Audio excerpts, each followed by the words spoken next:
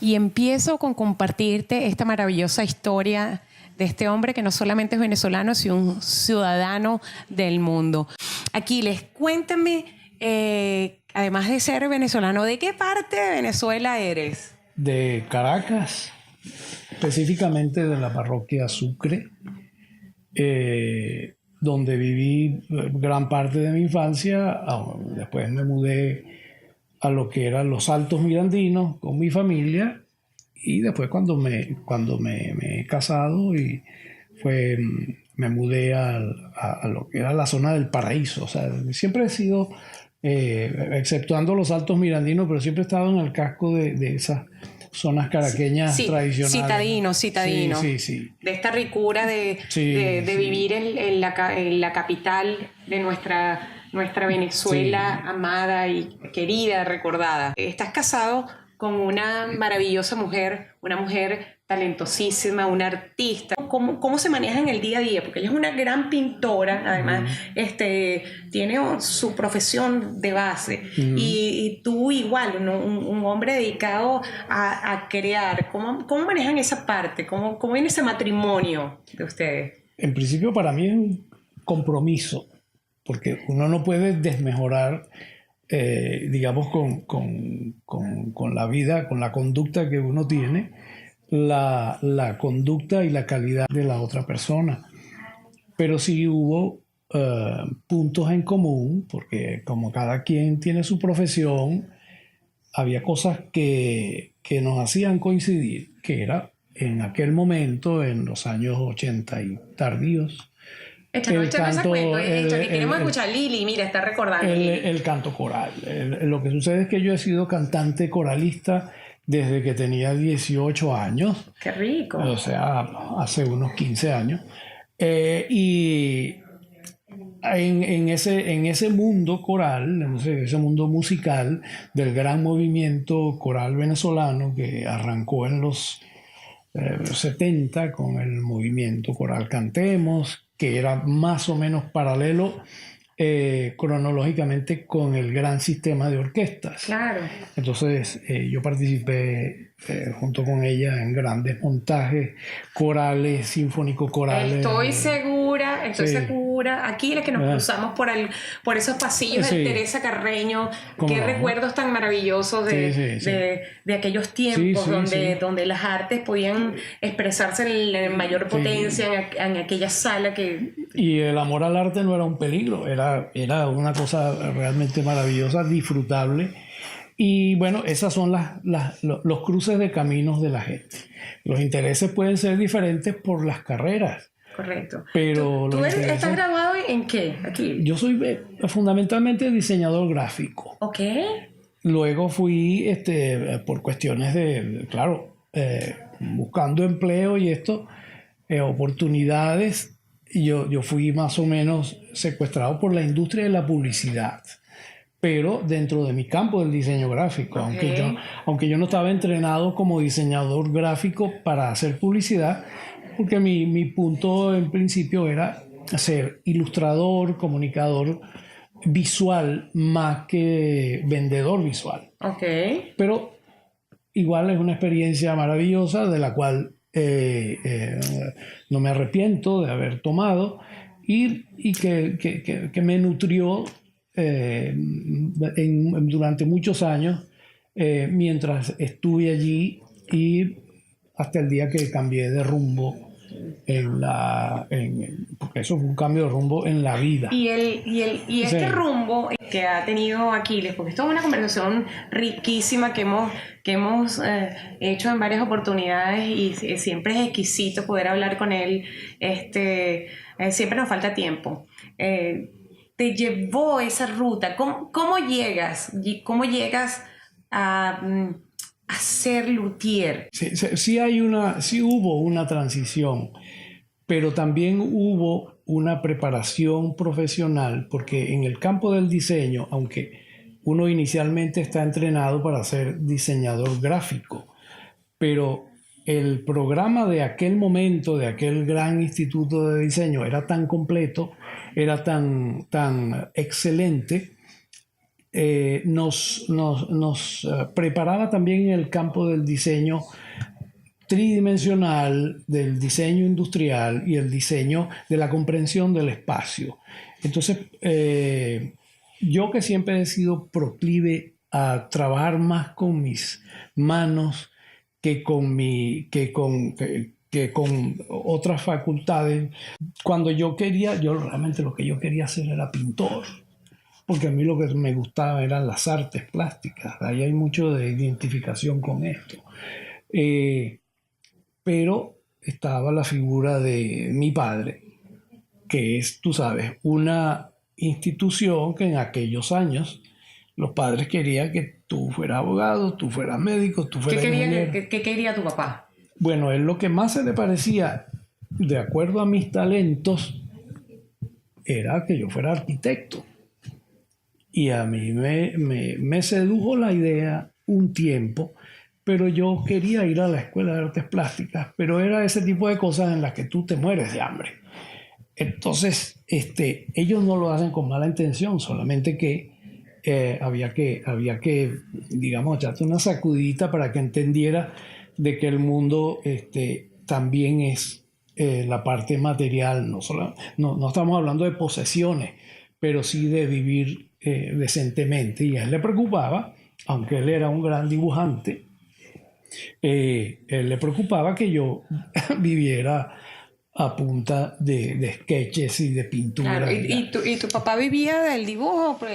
¿O solamente era porque era talentoso de dibujando? Por ejemplo, como mi papá, que era un maravilloso dibujante, pero nunca le sacó provecho a eso. No, él se entrenó como dibujante artístico y luego se formó como dibujante publicitario. Y tal vez por esa razón él entendió que encaminándome por el diseño gráfico podía ser más factible de que yo sentara cabeza en una profesión decente. Lo hice. Mira, que está llamando tú eso de decente, le está diciendo indecente a las otras. No. Le está llamando indecente. Sí, claro, porque ¿cuántos pintores ves tú realmente exitosos? Hay que darle duro. Sí. Lili. Después ustedes sabrán quién es Lili, una pintora. Y entonces, mira lo que ese decreto de vida, que lo que dice que, bueno, que la palabra tiene poder, que decías tú, que querías ser pintor, y te trajo la pintura a la casa, esa magia que tiene la palabra. Sí, de otra forma, pero llegó. Yo muy poco hice en pintura y algunas cosas hice en dibujo, pero cuando la publicidad me absorbió, realmente lo dejé. Y estando en la publicidad, ¿cuándo descubres ese gusanito o darle forma a eso, esa inquietud que tenías en las manos, ponerle el corazón y descubrir ese luthier que llevabas dentro? Del cual ahora yo me siento orgullosa. Muchos venezolanos que tienen la fortuna de tener instrumentos extremadamente hermoso y maravilloso, con una sonoridad increíble, realmente únicas, hechas por esas manos. O sea, ¿cómo llegaste a hacer esa gran transición? La curiosidad comenzó mucho antes de lo que te imaginas, porque la curiosidad comenzó cuando yo rajé mi primer cuadro que me regalaron para ver cómo estaba hecho. Porque se me cayó accidentalmente y cuando aquello se abrió yo dije, bueno, aquí hay algo interesante, aquí hay la mano de una persona que hizo cambios, modificó maderas, las cortó, las rebajó, las pegó, las juntó todas y sale esto. ¿Cuántos años tenías? Yo tendría unos 9 años, porque fue un cuatro que le robé a una tía mía, la hermana de mi papá. Bueno, se lo robé, no. Ella dijo, ese no lo está usando nadie, llévatelo. Me lo llevé. Y después que me aprendí unos 4 acordes, yo, después de tanto meter la nariz y la vista y una linterna a ver qué había allá adentro, decidí, como él estaba ya un poco maltrecho, decidí terminarle de hacer el favor. Y cuando vi por dentro, decía, aquí hay cosas interesantes. Porque ¿quién se iba a imaginar que esta madera, cómo doblan eso? ¿Cómo es posible que una madera se pueda doblar? y es uno de los procesos más interesantes de la lutería, que es cómo doblar adecuadamente las maderas para que no se sobrepase el proceso ni queden débiles y bueno, problemitas que se solucionan en el camino, ¿no? Ok. O sea, solamente tenías 9 años cuando eso pasó. Ajá. ¿Cuándo decides descubrir la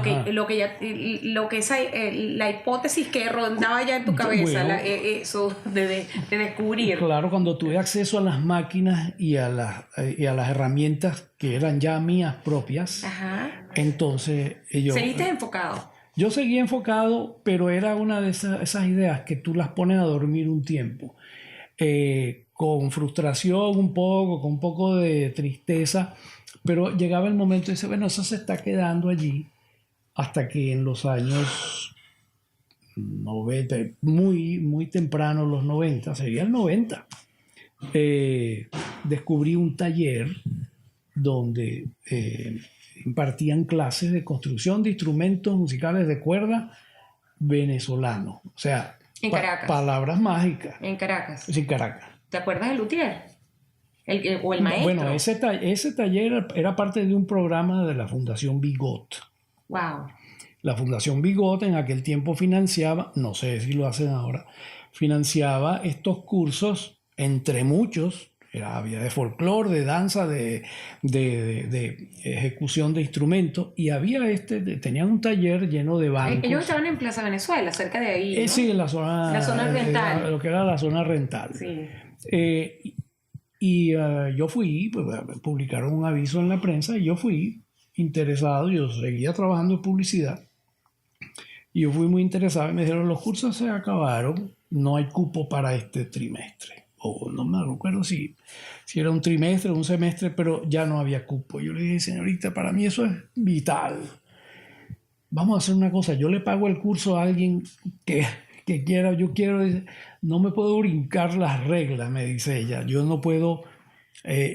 cuando éramos otra Venezuela. Sí, no me brinco las reglas. El cupo está full, yo no puedo brincar. Entonces, me fui con la cabeza baja caminando hacia la estación de metro, y recuerdo que dije, bueno, pero también hay cursos de cómo tocar bandola y cómo tocar cuatro. Y me devolví y me registré en el curso de bandola llanera. Y en el curso de bandola llanera, lo que son las cosas, me encuentro con un amigo que me dice, pero si no lo puedes hacer aquí, hazlo directamente con ellos. Entonces me dio los datos de los luthiers, maestros luthiers, para hacer el curso en su propio taller. Okay. Entonces fue cuando yo contacté primero a Claudio Lascano, que es un maestro luthier boliviano-venezolano, radicado en Venezuela por una cantidad de años, y después a Oscar García. Con Claudio Lascano hice mi primer cuatro, y con Oscar García mi primera guitarra.